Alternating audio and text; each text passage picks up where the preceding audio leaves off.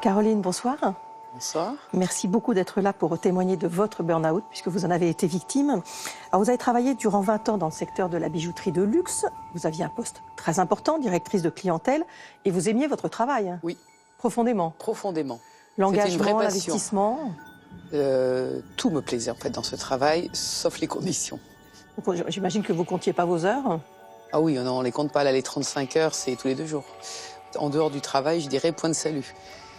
Puisqu'il faut de toute façon faire plus. Donc on est obligé d'y passer plus de temps. Il y a évidemment, on est disponible 7 jours sur 7, 24 heures sur 24. Vous pouvez avoir un coup de fil à minuit ou un mail encore à 5 heures du matin. Et il faut répondre. Il faut toujours répondre. Les vacances, c'est pareil. Finalement, les vacances, vous êtes toujours disponible. Donc en fait, il n'y a plus tellement de... Il n'y a plus de séparation entre la vie familiale, la vie sociale et la vie professionnelle. Tout va être un petit peu mélangé et prendre de plus en plus de poids. Et donc ça s'est bien passé pendant assez longtemps. Qu'est-ce qui s'est passé tout d'un coup? Qu'est-ce qui a bougé? Alors tout d'un coup, ça a été, je crois, là, de plus en plus de surcharge de travail, effectivement des responsabilités de plus en plus importantes, et l'envie de progresser, l'envie de réussir, l'envie de montrer qu'on est capable. Effectivement, j'ai pas mal de ressources, pas mal d'énergie. Et avec des objectifs de plus en plus élevés, on arrive à les atteindre, donc on va en avoir d'autres.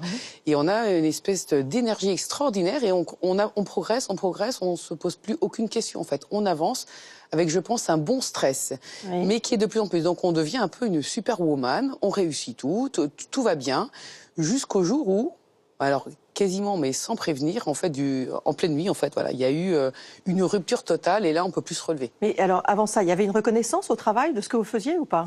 Alors, il y avait une reconnaissance, on va dire, à l'extérieur par les clients, peut-être moins à l'intérieur de la société. C'est-à-dire, vous étiez plus... on vous conviait pas partout, vous n'étiez plus... on n'était plus à l'écoute de ce que vous faisiez? Oui, on n'est plus tellement à l'écoute. Si on réussit, c'est normal, en fait, parce que c'est facile. Ou alors, c'est parce que c'est pour montrer que les autres sont moins bons.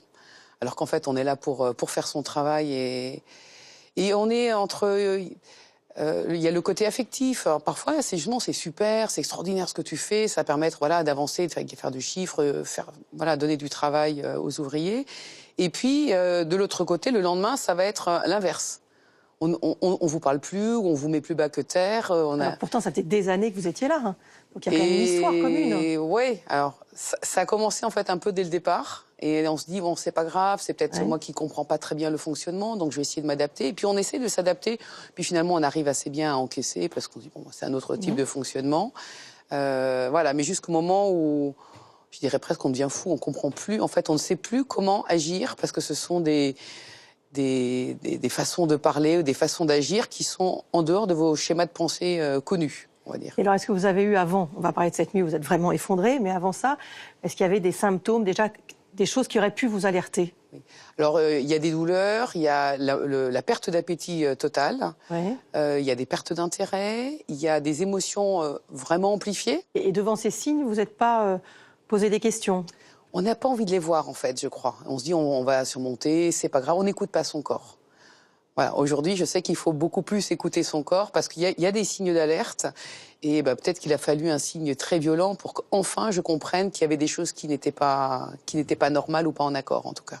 Et justement, avant cette fameuse nuit où le corps a dit stop, il y a eu des jours, des matins où vous vous êtes dit, j'ai pas envie d'y aller? Il y a eu des matins où j'ai pas envie d'y aller, beaucoup. Il y a eu, d'autant que je partais très tôt, je partais à 7h moins le quart le matin, et même des jours où j'ai carrément loupé l'embranchement pour y aller. Donc ça veut dire que vraiment, je ne voulais pas y aller. Et vraiment, vous n'avez pas écouté? Voilà, vraiment pas écouté. Oui, l'estomac qui se serre juste à la vue du panneau, oui. Et ça même encore quelques années après. Il a fallu du temps pour que le nom de la ville ne me serre plus l'estomac, oui. Et alors donc, le jour où vous êtes effondré, qu'est-ce qui s'est passé? En fait, je suis tombée, mais je suis vraiment tombée physiquement avec des maux de tête épouvantables, comme si j'avais une perceuse en fait qui me vrillait la tête, mais à tel point que je pouvais plus me lever. Donc ça a été l'ambulance qui est arrivée, l'hospitalisation. Et là, vous n'êtes quand même pas dit demain je vais travailler? Alors si. Curieusement, en fait, j'arrêtais pas je hurlais, je peux pas être arrêtée, je peux pas être arrêtée, sortez-moi, il faut que j'aille travailler. Donc c'était vraiment l'obsession d'arriver à surmonter ça. Et très vite, on a compris ce que vous aviez. Oui. Ça a été assez clair. Ça a été assez clair. Oui. Vous avez un mari, 4 enfants. Oui. On ne connaît pas forcément le burn-out. Comment ils ont réagi? Alors, mon mari n'a rien compris. J'ai dit, ma femme, elle est forte, je suis jamais malade, j'ai jamais eu d'arrêt, j'ai jamais rien. Donc, il a rien compris. Voilà. Les enfants n'ont rien compris non plus, en fait. Pas grand monde a compris. Moi-même, je savais pas ce qui m'arrivait.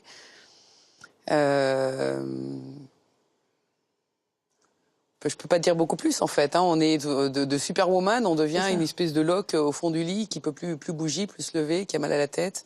Et au bout de vous êtes 15 jours d'hôpital, c'est ça? Voilà, 15 jours. Vous êtes rentrée après, et là, vous n'étiez même pas capable de sortir de votre lit. Je ne pouvais pas sortir de mon lit, donc je suis partie dans le sud, chez mes parents.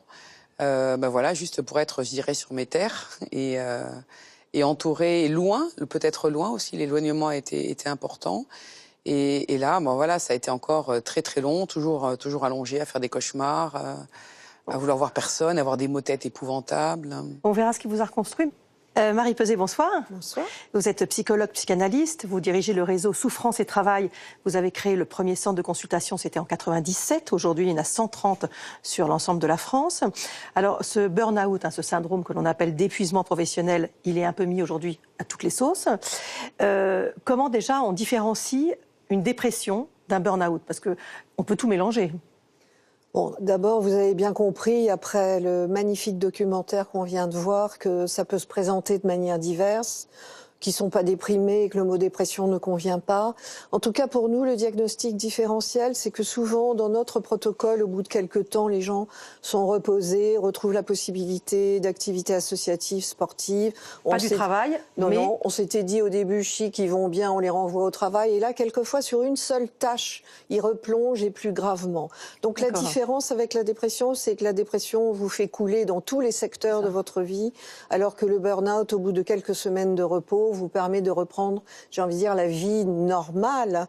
Et donc, on voit bien que ce mot valise, qui est certes pratique pour tout le monde, ne règle pas la question de rentrer dans ce qu'on va plutôt appeler, je suis assez d'accord avec Daniel Linhart, des effondrements. Les gens font des décompensations somatiques très graves. Vous disiez, heureusement que mon corps n'a pas suivi et mon cerveau aussi. Mais le cerveau est d'abord un organe qui fait partie du corps et on n'est même pas dans l'intrapsychique. Quand il décide d'arrêter, il arrête. C'est ça. En plus, ce que vous décrivez, c'est vraiment le corps qui s'effondre, de manière tout à fait littérale. C'est une décompensation somatique majeure. Et moi, je trouve, en tout cas dans ce qu'on voit dans le réseau, que ce sont des épuisements professionnels extrêmement neurophysiologiques. Et d'ailleurs, nous faisons passer des bilans neuropsychologiques systématiquement pour évaluer l'atteinte de la concentration, de la logique et des mémoires. J'ai appris des choses en regardant effectivement ce documentaire.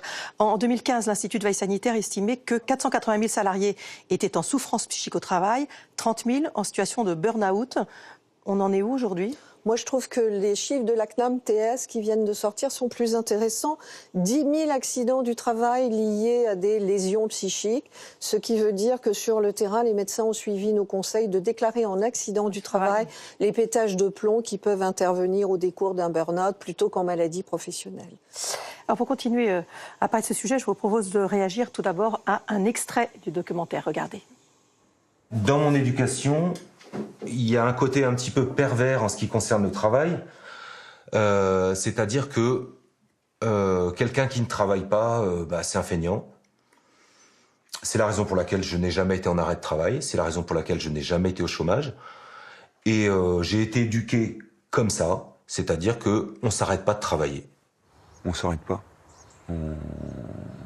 Voilà. Et que ce soit le paysan du Léon ou l'éleveur de vaches dans le Limousin ou le berger en estive, ça se fait pas de s'arrêter. C'était pour les faibles, ça n'arrivait qu'aux autres, ça pouvait pas m'arriver à moi. Moi, je tenais. Quelle que soit la circonstance, je tenais. C'était pour ça qu'on m'employait. J'étais une machine de guerre, comme on disait, donc j'étais quelqu'un qui n'avait aucune faiblesse. Emmanuelle Anison, bonsoir. Bonsoir. Vous êtes journaliste, chef du service Société de l'Obs, et avec Jacqueline Rémy, vous avez écrit « Mon travail me tue, burn-out, pourquoi nous craquons tous ». Donc vous êtes parti à la rencontre de ceux qui ont été effectivement massacrés par le travail. Vous avez constaté déjà que ça concernait toutes les professions, ou est-ce qu'il y en a quand même qui sont plus représentées ? Non, ça concerne vraiment toutes les professions, du paysan en passant par l'assureur, le médecin, les journalistes, absolument tous les secteurs de la société. Parce que finalement, je pense qu'on assiste à un dérèglement général du travail, du sens du travail. Ce n'est pas toujours parce qu'ils travaillent trop, c'est aussi parce que souvent leur travail n'a plus de sens, parce que le médecin ne comprend pas pourquoi il faut qu'il aligne les patients tous les quarts d'heure, parce que le banquier, on lui demande de vendre des produits qui n'ont pas de sens pour ses clients, mais simplement pour la marge de la banque, et à un moment, il se retrouve face à quelque chose qui n'a plus de sens. Et donc, finalement, dans toutes les professions, on retrouve ces problèmes aujourd'hui. Et le burn-out... Et à tous les niveaux, parce qu'à une époque, on disait que c'était effectivement un problème de management, et en fait, on se rend compte maintenant que même ceux qui imposent le management peuvent aussi être touchés. Donc, voilà, c'est vraiment absolument très, à tous les niveaux. très Là, large. on a fait un reportage dans une clinique sur le burn-out des soignants, et on s'est rendu compte que finalement, dans cette clinique, il y avait à la fois le directeur de l'hôpital jusqu'à l'aide-soignante. Et donc, toutes les catégories sociales sont représentées. Donc, effectivement, ça touche tous les niveaux et tous les secteurs professionnels. Et ça touche, ce que disent d'ailleurs les personnes documentaires, ça touche essentiellement les personnes qui sont des bons travailleurs, des gens qui jusqu'ici n'avaient jamais eu de problème, qui sont des petits soldats du travail, qui ont toujours été consciencieux. Et tout à coup, cette conscience du travail ne fonctionne plus. Et donc, cette perte de sens devient absolument épouvantable pour des gens pour qui le travail a un sens et une importance forte dans la vie. Les victimes du burn-out, Marie Peuzet, ont des points communs, même si leur parcours ou leur histoire sont différentes. Est-ce qu'on peut dire quand même qu'il y a une prédisposition au burn-out, des facteurs de risque au burn-out ? Non. Sauf à penser que la conscience professionnelle est devenue une pathologie. Non, je crois qu'on parle beaucoup de qualité de vie au travail, on ferait mieux de parler de qualité du travail et que c'est ça qui répare les gens. Vous disiez à juste titre, ça touche tout le monde. Le travail est central pour construire son identité, pour dire aux autres qui on est, pour être utile au monde en se levant tous les matins et en allant quelque part à la rencontre des autres. Et donc, faire du sale boulot dans de mauvaises conditions, c'est rentrer le soir, se regarder dans la glace et s'abîmer lentement, s'éroder lentement en termes identitaires. Alors, Dr Baumann, bonsoir. Bonsoir. Vous êtes médecin généraliste, spécialiste des pathologies liées au travail. Vous avez d'ailleurs été membre du groupe de travail sur le burn-out dans le cadre de la Haute Autorité de Santé. Pour vous, quels sont les symptômes qui vous permettent de diagnostiquer un burn-out chez vos patients ? C'est quoi ? Le stade de départ, c'est effectivement une sorte de mal-être ressenti de façon plus ou moins brutale. C'est le burn-out complet, je dirais, lorsqu'il vraiment il touche la personne. Là, il est dans ce qu'on nous a décrit, c'est-à-dire une impossibilité de se mouvoir. Alors que sans ça, ça commence par des signes qu'on disait fonctionnels en médecine. C'est-à-dire des gens qui ont mal au ventre, qui sont fatigués, qui sont stressés, qui pleurent. Beaucoup, souvent. Et puis, des signes, on ne parle pas beaucoup, là, depuis tout à l'heure, de l'environnement familial. Et la famille et les amis et les proches du travail sont là aussi pour témoigner qu'il y a quelque chose qui ne va plus. Et c'est souvent... Et sans comprendre. Sans comprendre. Moi, c'est ce que je vois en tant que médecin, enfin en consultation. C'est ma seule qualité, si je puis dire, dans ce domaine, c'est de recevoir les gens pour ça. Et je vois des gens qui sont parfois même amenés par leurs collègues ou par leur famille. Les gens en ont parfois même assez d'entendre parler tout le temps de ce travail obsessionnel et de ce rapport avec un chef plus ou moins pervers narcissique, plus ou moins... Bon, voilà. Et c'est ça le discours que moi j'entends. Alors... Et je trouve que c'est un discours d'ailleurs assez habituel, assez linéaire. C'est même curieux, les mots employés sont les mêmes. Mais on imagine bien qu'idéalement, il faut pouvoir arriver avant l'effondrement total. Donc effectivement, il faut... parce qu'une fatigue, des maux de ventre, etc., c'est quand même pas très significatif, donc c'est compliqué. Bien sûr. Alors ça, c'est un médecin, puisque c'est quand même à eux qu'on s'adresse en général au départ, doit avoir le feeling, doit avoir compris. Bon, il y a 10-15 ans, il ne comprenait pas beaucoup, puisque ça n'existait pas. On a travaillé, que ce soit ici autour de cette table, on est nombreux à avoir réfléchi à ça, à le faire connaître. Parce que on était ignoré, cette maladie était ignorée quand même largement des médecins du travail, ce qui est quand même très grave parce que c'était eux les premiers, et puis des psychologues, des médecins tout simplement d'ailleurs, et des psychiatres aussi, qui pensaient qu'ils perdaient leur temps autour de cette symptomatologie. Et maintenant, ça a un peu changé. Ça a beaucoup changé parce qu'il y a eu des suicides aussi. Bien sûr. Et là, ça prenait une proportion. Donc, pour finir de répondre à votre question sur le burn-out, comment ça se présente ? Mais ça se présente comme ma voisine ici le disait tout à l'heure, c'est-à-dire cette espèce et c'est ça qui m'a frappé moi, c'est cette impossibilité à se mouvoir, un peu comme un enlisement, moi, dans les sables, je dirais dans des sables mouvants. C'est-à-dire plus on remue, plus on s'enfonce, et on a tendance à plus vouloir bouger. On entend Marie Peset, on entend Caroline dire qu'effectivement il y a eu des signes. Il y a eu des signes avant, y compris de ne pas pouvoir prendre un branchement, d'avoir mal au ventre à l'idée de le prendre, etc. Beaucoup de gens qui vivent ça le racontent. Pourquoi on n'arrive pas à se dire, effectivement, il y a un problème qui est lié éventuellement à mon travail? C'est quoi? C'est déjà la peur de perdre son travail, la peur Bien sûr, le burn-out d'ailleurs, comme le burn-out d'origine dans les années 70 aux États-Unis, intervient dans une période de crise économique majeure, et donc perdre son travail est l'angoisse suprême. Et donc moi j'ai envie de dire tout de suite, 80% des patients que nous traitons dans le réseau retrouvent du travail à un poste supérieur. Ceux qui le perdent, ils sont en invalidité de type 2 parce qu'ils sont trop atteints. Donc c'est faux qu'on ne retrouve pas de travail. Mais la hantise est tellement forte dans ce pays qu'elle fait supporter des situations iniques, absolument intolérable, et qu'elle d'ailleurs aussi entraîne une radicalisation du management du côté de la demande de travail.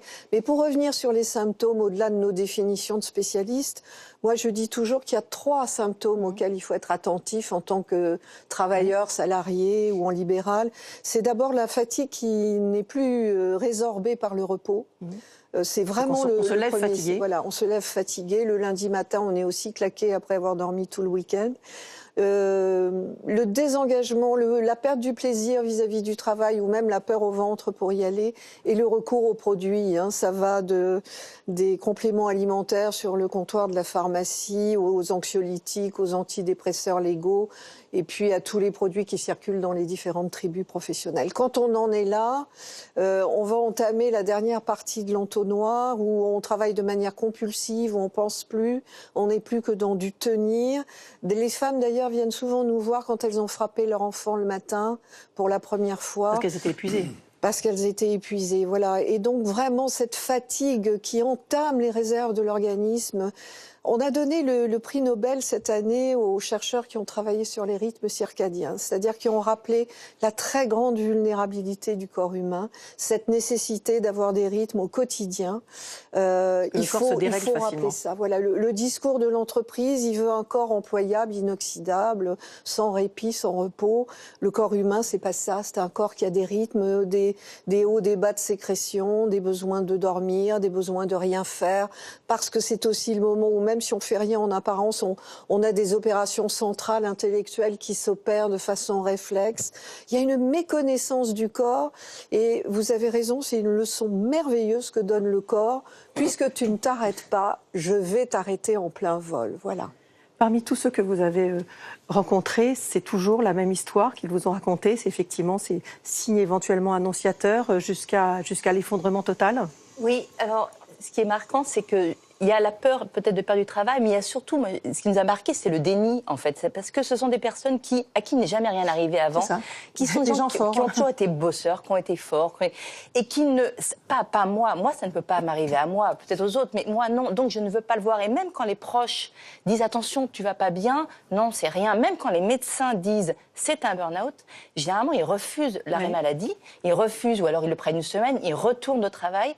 Et moi ce qui nous a marqué, c'était qu'effectivement du coup on perd beaucoup de temps, parce que tout ce processus qui est très long à se mettre en place, en intervenant plus vite, j'imagine qu'on pourrait éviter que ce soit aussi grave. Et en fait, on s'arrête quand c'est trop tard. C'est-à-dire que le médecin s'arrête à un moment où il doit soigner un moment, une verrue, il ne peut plus le faire, mais c'est-à-dire qu'il arrête son geste, il est obligé de demander de l'aide à son voisin. La journaliste qu'on a rencontrée, elle est, après une conférence de rédaction, elle a son café, elle abandonne tout, elle part dans la rue, elle laisse son sac, sa carte de presse, son café pas encore bu, et elle part soudainement. Et là, quand on en est à ce niveau-là, c'est là que c'est trop tard, en fait. Sûr. Et ce déni collectif est assez fort et assez marquant. Alors, juste un mot, parce que Dr Baumann, là, on parle du burn-out, mais il y a d'autres souffrances au travail depuis qui ont été identifiées. Il y a le bore-out et le brown-out. Est-ce qu'on peut dire de quoi il s'agit ? Ce sont des déclinaisons un petit peu du burn-out. C'est que il y a beaucoup d'intitulés burn-out qui n'en sont pas. C'est-à-dire qu'ils ont des symptômes, mais souvent c'est malheureusement une perte, par exemple, du sens complet de ce qu'ils font. C'est pas un épuisement par trop de travail. c'est autre chose. Mais le burn-out classique qu'on a décrit il y a longtemps déjà maintenant entraînait aussi cette perte de sens. Mais maintenant, il y a des gens qui arrivent avec simplement la perte de sens. Et ça complique un tout petit peu les choses. Quant au burn-out, c'est l'ennui, c'est-à-dire l'ennui qui tue, hein, mourir d'ennui, ça existe, mais et la symptomatologie à l'arrivée est pas très différente. Tout ça est un petit peu pareil, mais malgré tout, je trouve important de noter cette différenciation entre les noms qui sont, j'allais dire malheureusement, des noms américains, parce que nous n'avons pas, nous, de mots simples pour décrire cet état de choses. Et je pense que c'est important de dissocier. Oui, mais quand on prend par exemple l'exemple d'un médecin qui finit par faire un burn-out, parce qu'effectivement, voir des patients tous les quarts d'heure, alors qu'il a besoin de leur parler pendant 3 quarts d'heure pour faire un vrai diagnostic, pour les accompagner, c'est aussi une perte de sens. Il arrive à la perte de sens. Ben, bien sûr, on y arrive. Donc la nuance est un peu... C'est plutôt le début, là. Le début, c'est...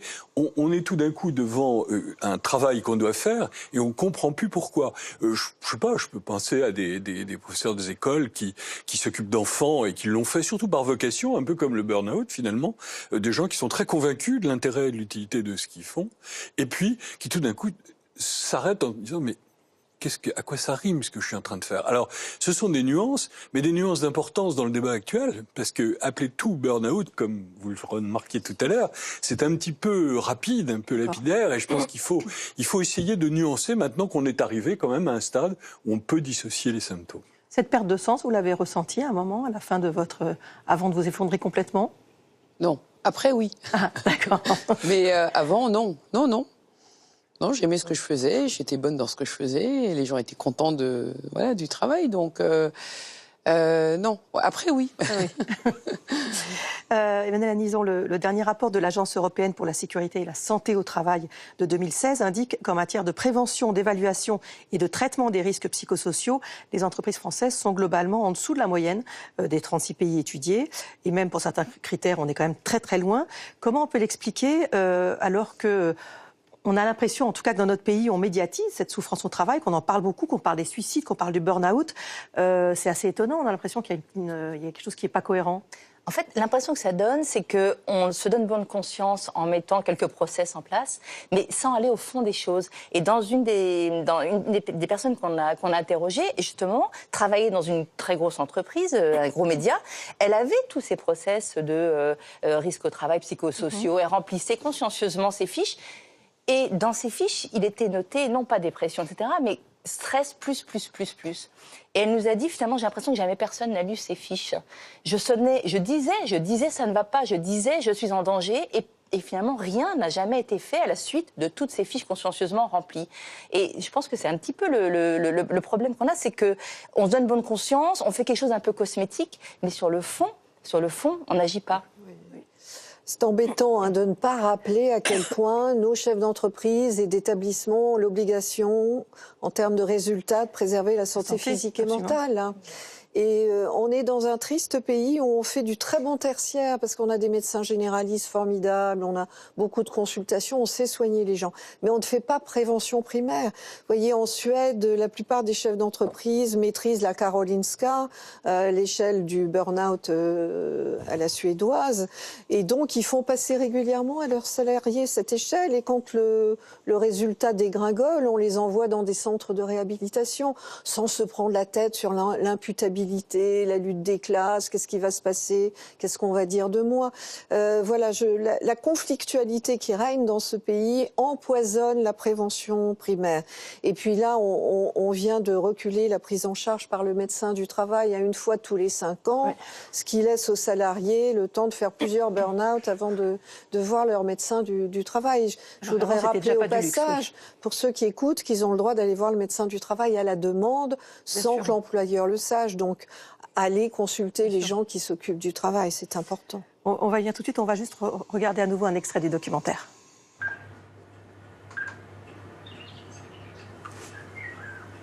J'ai oublié son numéro. Voilà, et voilà.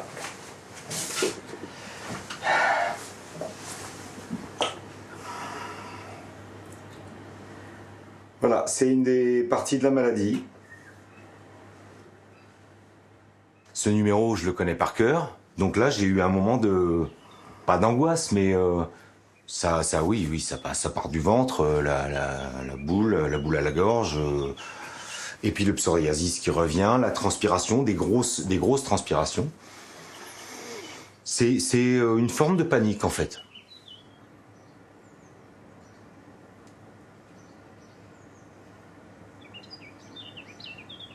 Je me pose un peu.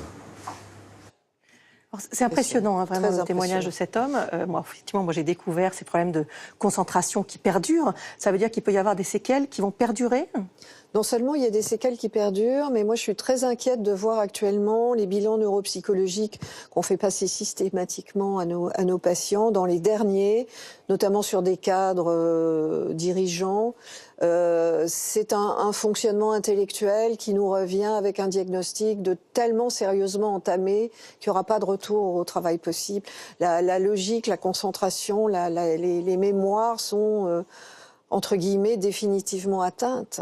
Et donc, c'est très embêtant. Nous abîmons le génie français en ce moment avec nos rythmes de travail.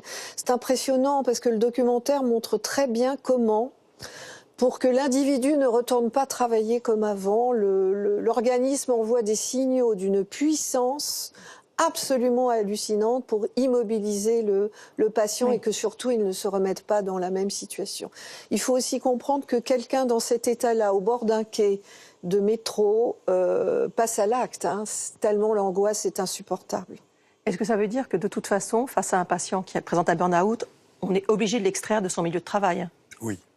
C'est la première démarche du médecin. C'est vraiment l'arrêt de travail, n'en déplaise certaines dimensions de notre métier. C'est-à-dire, bon, on est obligé d'arrêter, ça fait peur aux gens, ils n'aiment pas ça. Hein, il ne faut pas du tout croire qu'on a affaire à des gens feignants. Oui, on a affaire à des gens qui n'ont pas envie de s'arrêter, bon, par définition, et donc il faut les y pousser, leur expliquer à quoi ça sert.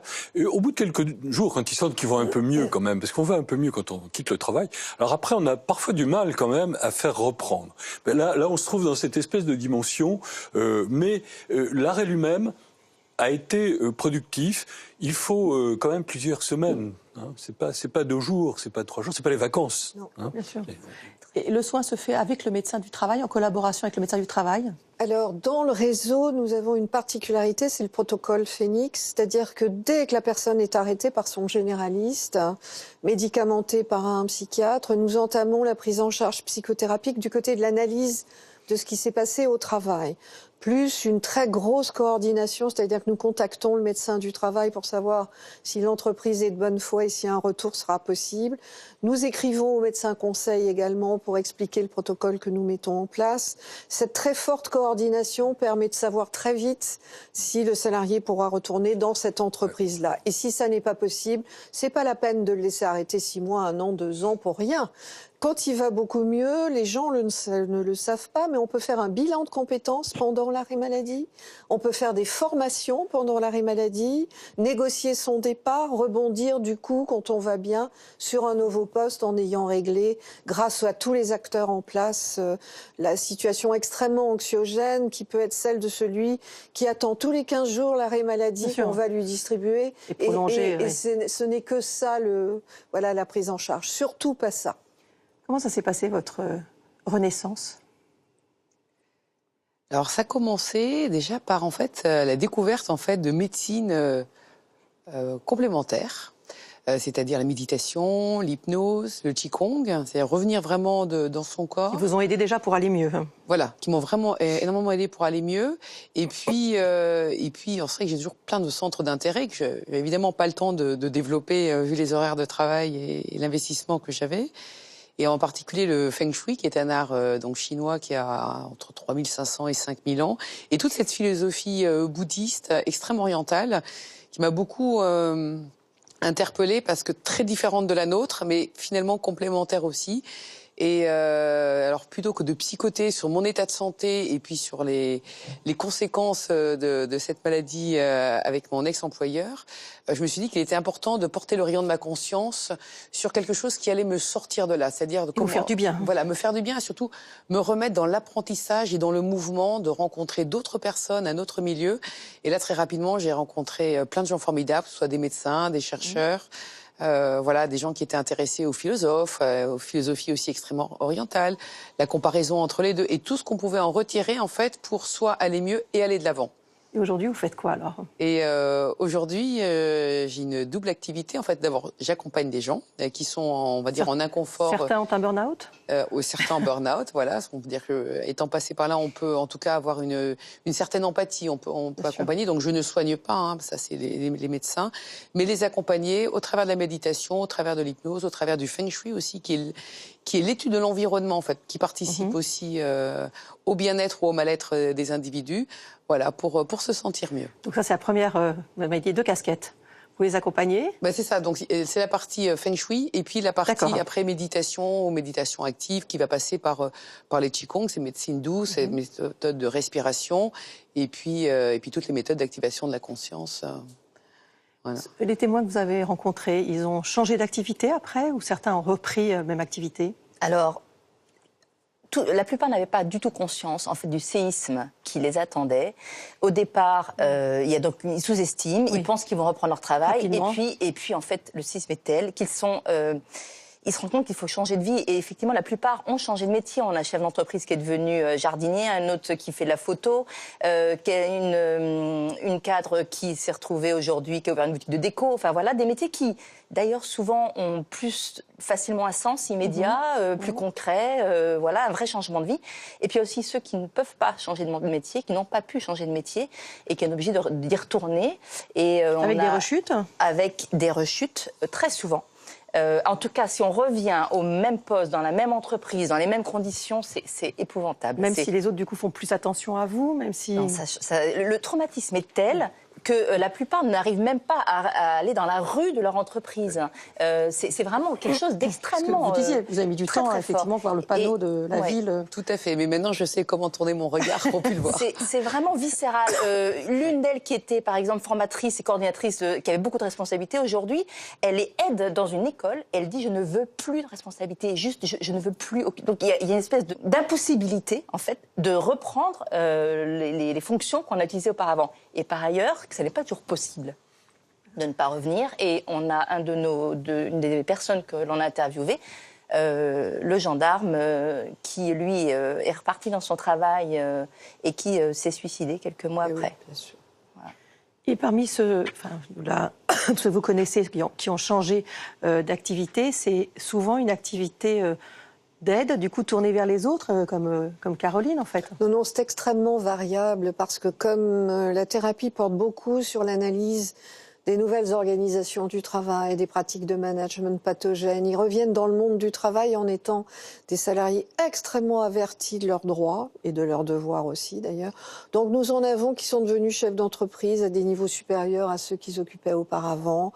D'autres tournent sur des postes de cadre, mais ils choisissent très bien leur nouvelle entreprise parce qu'il y a heureusement encore des endroits où le travail peut avoir du sens, heureusement quand même. Donc non, ça n'est pas forcément très très loin de ce qu'ils faisaient avant, mais ça ne peut qu'avoir du sens, c'est sûr. Alors les médecins qui font des burn-out, ils deviennent quoi après ?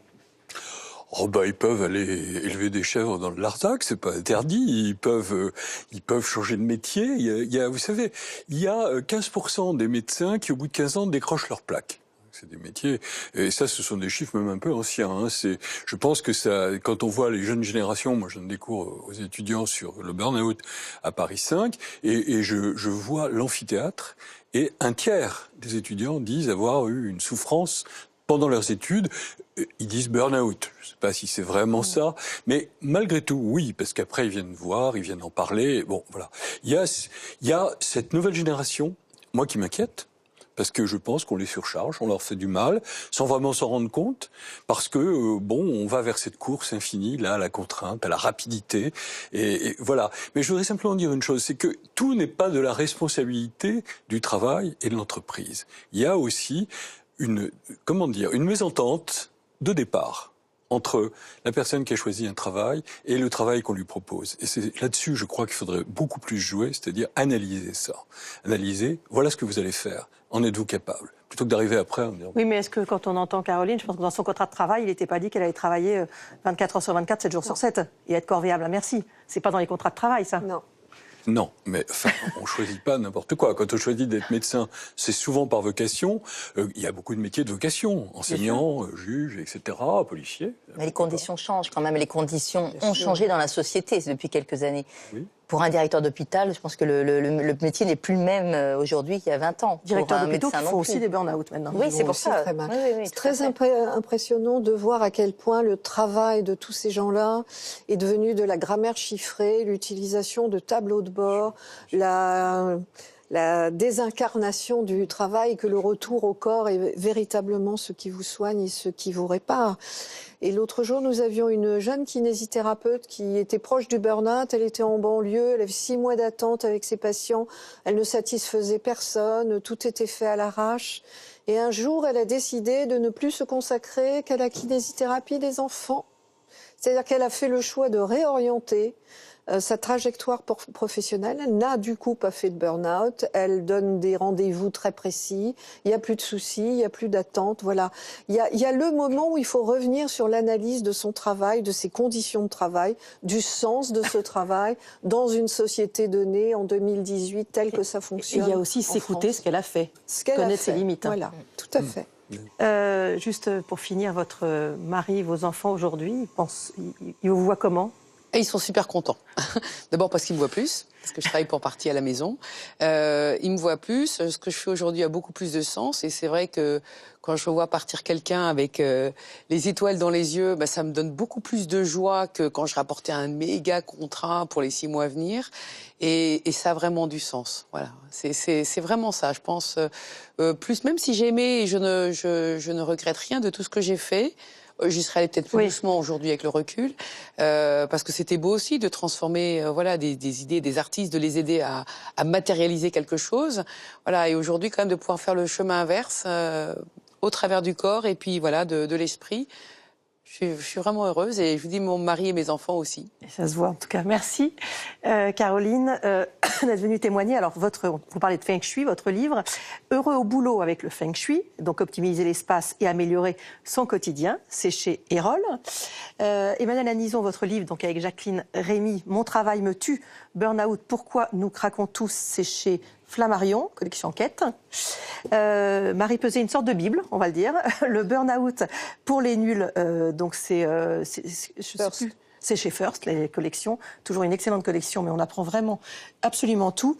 Et puis donc vous avez déjà écrit plusieurs livres, mais ce dernier, Dr François Baumann, le Brown-out, donc on a évoqué, Quand le travail n'a plus aucun sens, c'est chez Josette Lyon. Merci en tout cas à tous d'avoir participé à ce débat, qu'il est possible évidemment de revoir ainsi que le documentaire La mécanique Burnout, c'est sur le site France TV.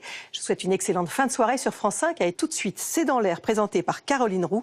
Je vous donne rendez-vous mercredi prochain pour un nouveau Monde en face. Bonsoir, très bonne soirée.